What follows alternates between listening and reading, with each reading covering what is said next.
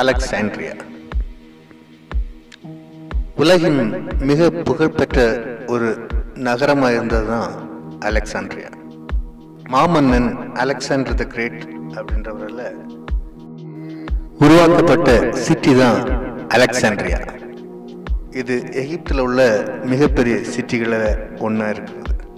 பண்டைய காலத்துல ஒரு முக்கியமான கலாச்சார நகரமா இருந்திருக்கு இந்த அலெக்சாண்ட்ரியா. அது மட்டும் இல்லாம இங்க இருந்தவங்க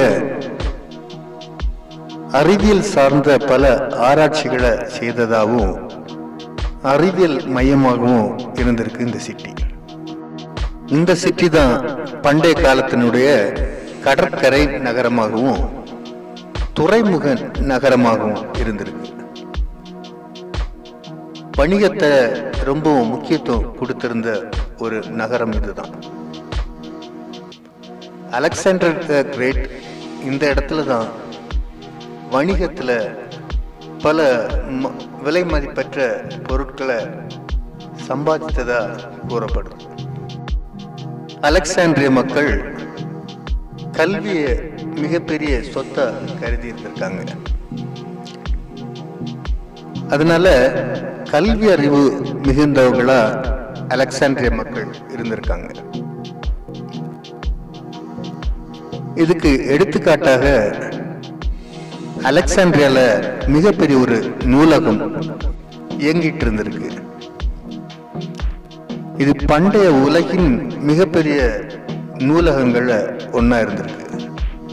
எழுத்தறிவும் பேச்சறிவும் அறிவியல் அறிவும் மிகுந்த மக்கள் இந்த சிட்டியில வாழ்ந்து வந்திருக்காங்க. இந்த நூலகம் அதுக்கு எடுத்துக்காட்டாக இன்றளவும் இருக்குது. கணிதத்துக்கு முக்கியத்துவம் கொடுத்தனால வணிகத்துக்கு அவங்க புகழ்பெற்றவங்களா இருந்திருக்காங்க.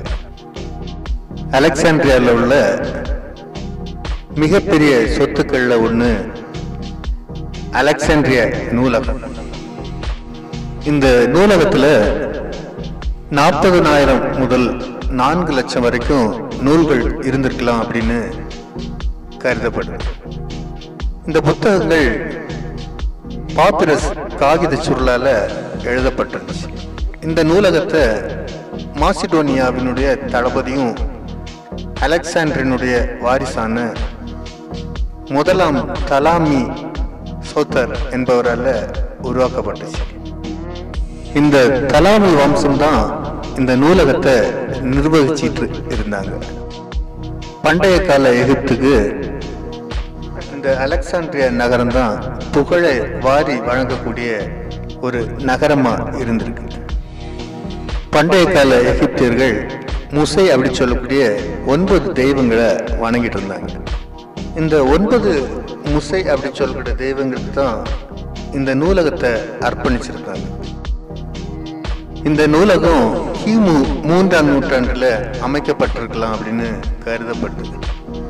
கிமு 30ஆம் நூற்றாண்டு வரை எகிப்த ரோமர்கள் கைப்பற்றும் வரைக்கும் இது சிறப்பா செயல்பட்டு இருந்துச்சு. அலெக்சாண்ட்ரியாவில் இருக்கக்கூடிய மியூசியம் பெரிய ஒரு ஆராய்ச்சி நிறுவனமா அந்த காலத்துல இருந்திருக்கு. பழங்காலத்தினுடைய பிரபல சிந்தனையாளர்கள் பலர் இந்த இடத்துல வந்து ஆய்வுகளை மேற்கொண்டிருக்காங்க. இந்த நூலகம் பலமுறை தீக்கிரையாக்கப்பட்டதா சொல்லப்படுது. கிமு 48ல ஜூலியஸ் சீசர் இராணுவத்தாலும் இது அழிக்கப்பட்டிருக்கு. அது மட்டும் இல்லாம கிபி 270ல